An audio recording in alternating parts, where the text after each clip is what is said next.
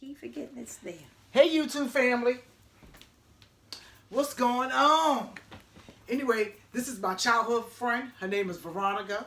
We grew up in Bestie, do or die. We living. That's right. And we knew each other like over 20, no, 40 something years, right? Exactly. That's why we sisters. Yeah. So anyway, we're gonna have this nice little conversation here that I was thinking about. Have a person in your life and time hurt you, and in the end, did you come out strong? How about you, Veronica? Yes, I would say that I've been. We all that had that expression, been there and done that.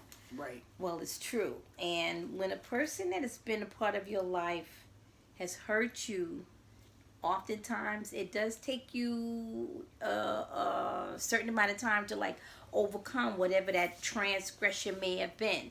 It will take it takes some a lot longer than others, but I would say that you have to do a lot of of course a lot of praying is connected to that, the healing process that occurs during that time. You do a lot of soul searching, and you also have to evaluate your place in that situation as well. But have anything like that ever happened to you? Yes, I have to say, I've been in situations where I allowed somebody to hurt me, and I must say that, well, I didn't allow it, but it happened. Right. And out of that, struggle came, as they say in the end, a lot of strength, and it took a lot of soul searching.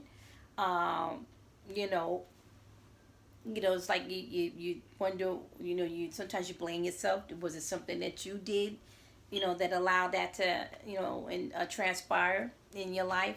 You ask yourself, did I do anything wrong? And, Exactly. and then when you really evaluate it, sometimes it's not you, it's the person that you was with. That you were with, or that caused all that problem, yes, to develop in your life. And like Cootie said, though, that's what we call each other. That's my nickname. That's our nickname. Cool. Exactly. Don't you tease me. So having gone through that, though, and the question in the end was, did it make you stronger, or did you, some people like revert to type and sort of, give up and blame themselves, and then they never seem to overcome what it was that happened to them, that caused the pain to begin with. But I would say, for me, I came out of it a lot stronger than when I went into it. And Exactly. Because you have to have love of self.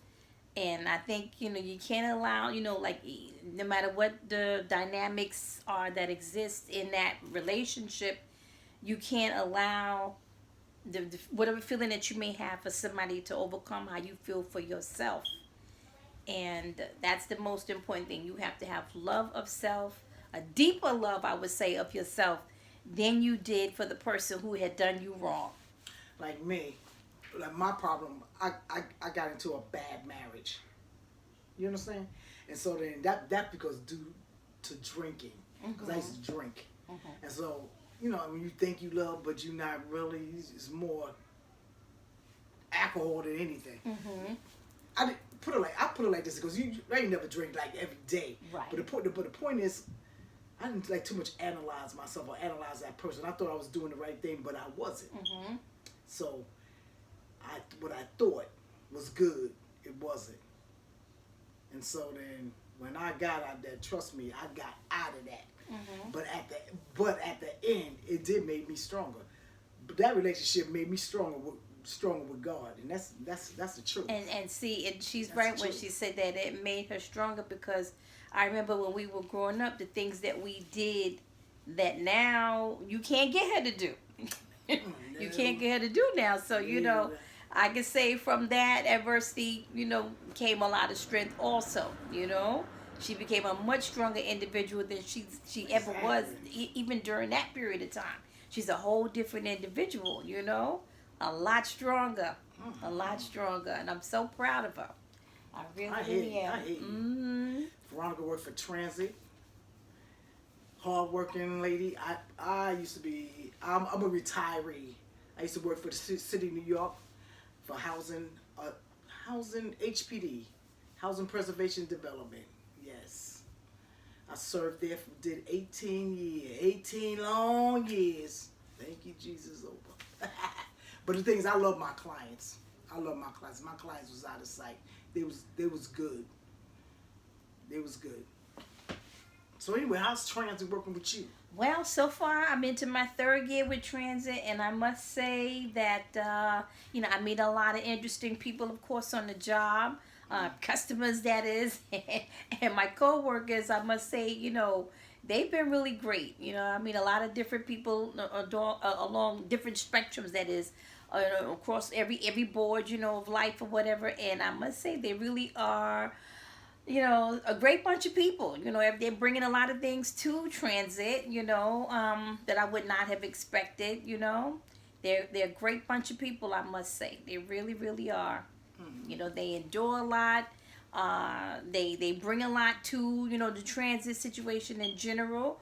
I think for the most part, they the procedures that they implement in terms of their work ethic is really good, because without some of the things that they are bringing there, in terms of like if there's anything that we can improve upon to make working with transit better, or even making their the work ethic or situation better within the workplace, we all initiate something, and it's better than what we may come into thinking that we could use that might work, and then whatever we're bringing into it makes it even better. I hear you. Let's go back into the relationships. Let's go back to relationships. I had quite a few. And I think I had more bad than I had good. And I think when you get to a point in your life, I guess, I don't know where, I read something somewhere. You have so many stages when you're young. When you're young, I think you be kind of dumb.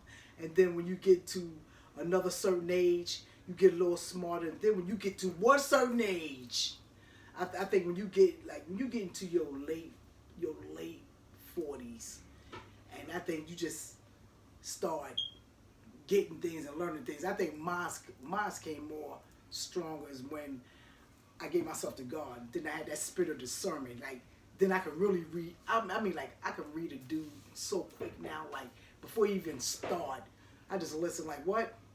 Okay, bye. You understand? Mm-hmm. It's crazy. So, like, I just take it real easy now, because these guys out here, it don't even make sense. Like, I'm a woman of a certain age, and you would think like men will get better with age, like especially where I'm at. Mm-hmm. No, you see, like they worse.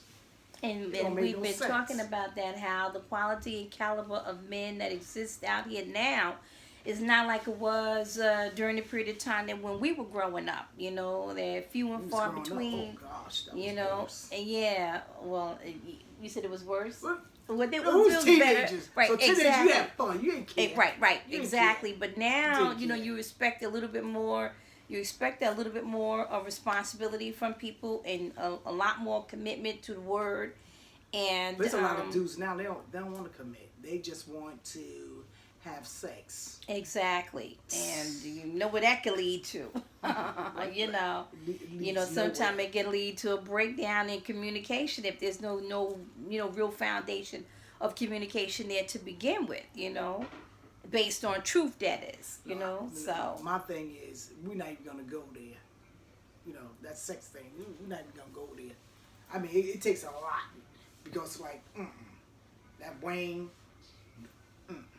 I may be trying to get you just to do that one thing. Exactly. And because you got to be careful, because if you don't, and you don't see what this man's coming after you for, you'll wind up just having sex with that man, and him just leaving. You don't see him no more until he's tired. Until he's tired and that's of true. you. And that's true. You heard it here. Mm-hmm. So That's true. to me, that's a problem with a lot of these young women these days. I think they sleep with these guys too fast. Before you know, they sleeping with them, and they want to get married. How you gonna get married? You just had sex with this guy. You just met him last week, and you just had sex with him like 2 days after you met him. Get out of here. Exactly. And I always say sometimes marriage. That's It's right. not gonna happen. It's not gonna happen because I always say sometimes when you get together probably too soon or too quickly, like before you get to know who the other party is, talking about the male female spectrum now. When you come together, I think too quickly in that way, and next thing you know, you have a baby on the way, but you really don't even know each other that well because the foundation has not been laid well, during that time period that you're getting to know each other, which was like too quick before you got there, and now you have a child coming or is already on the way or here. And the relationship is then all of a sudden the relationship is null and void because you got two strangers who came together too quickly and having a baby and you barely know each other, so that's sort of will break down that relationship as well, I feel. But killing these women, they just knowing a man less than a year and you having a baby. To me, that don't make no sense. No, it doesn't make any sense at all. How long you think that man might? Is he like maybe some relationships might go well, but I don't know too many of them. Right, I don't know too many of them. That's crazy. Yeah, when you think about the 100% aspect, maybe 5% may go well, or 10. I would put it at. How many? Maybe 10%, maybe 5 to 10% out of 100, or 2% out of the 100 because I'm giving it 80 and 90. Yeah, because it's not gonna go well. Right, exactly, because you have two strangers coming together too soon and being more intimate before they get to know who each other are as people, the relatives, who are your relatives, what your relatives are like. Don't have the man. I think some men. If they don't bring you, they're not trying to introduce you to their mother. Right. There, right That's there, critical. it's like, yeah. That's critical. He's not that interested. Exactly. I was saying that to a coworker the other night, and she is one of my coworkers has a son that's in college, and she was saying she told him don't bring anybody home at all. You gonna be with for 5 minutes. That he's just gonna be with for 5 minutes, or it's just a booty call situation. And that's how she said it. If it's just a booty call situation, do not bring. Don't bring the person home. And she didn't really say booty call, but we know exactly where she was going with that. Exactly. And she was like, she told him, don't bring that person home, period. You know what I'm saying? If this is somebody that you're thinking about is the one, yes, okay. Now you're bringing the one home. You're going to introduce him to your mother, father, whoever. And this is the one that you're going to want to spend a lifetime with or make that commitment to and be more serious about, then this is the one you definitely want to bring home. And if you're not bringing that person home, then you already know what the dynamics are that exist within that relationship. And she felt like, don't bring that chick on to my house. And I would have to agree with that too. And don't have no babies. That's right. That's right. Don't do that. But anyway, we're gonna cut this here off now. And I will be seeing your folks later. And Veronica, say later to the YouTube world. Later, YouTube. All right, y'all. Peace. You bet. Okay. All right now.